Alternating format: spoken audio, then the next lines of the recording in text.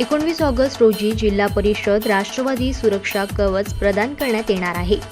सशक्त व समृद्ध समाज निर्मितीकरिता राष्ट्रवादी काँग्रेस पक्षाच्या वतीने राखी भेटीसाठी भाऊ येतोय भेटीला उपक्रम मूर्तिजापूर विधानसभा मतदारसंघातील अंगणवाडी सेविका, मदतनीस, आशा सेविका, विधवा, परित्यक्ता महिला व अपंग महिला यांच्याकरिता विमा सुरक्षा कवचाचे आयोजन करण्यात आले आहे।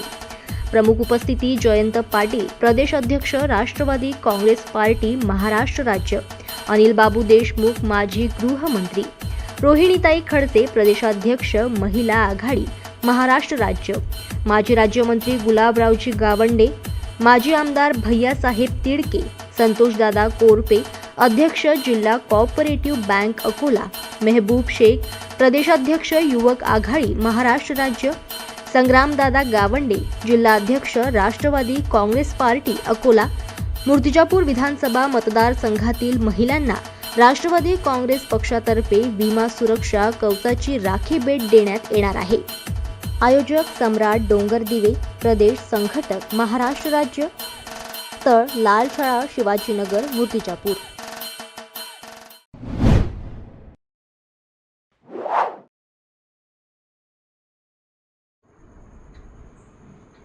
महाराष्ट्र प्रबोधन सेवा मंडळ नाशिक यांच्यातर्फे प्रबोधन विद्यालय आंबाटा येथे गौण वनउपज आधारित आदिवासी उद्योजकता विकास प्रकल्पांतर्गत प्रबोधन अरण्योत्सव हा रानभाज्यांचा सोहळा उत्साहात साजरा झाला।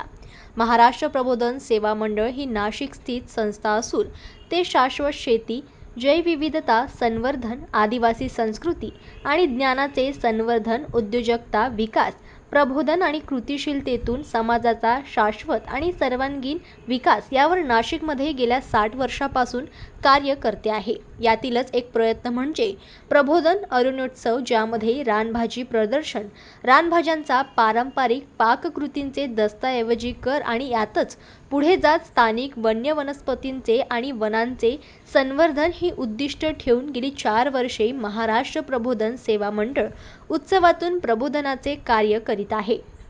या कार्यक्रमाच्या अध्यक्षस्थानी लीना बनसोड, ऋषिकेश रंजन हे विशेष अतिथी म्हणून लाभले आहे।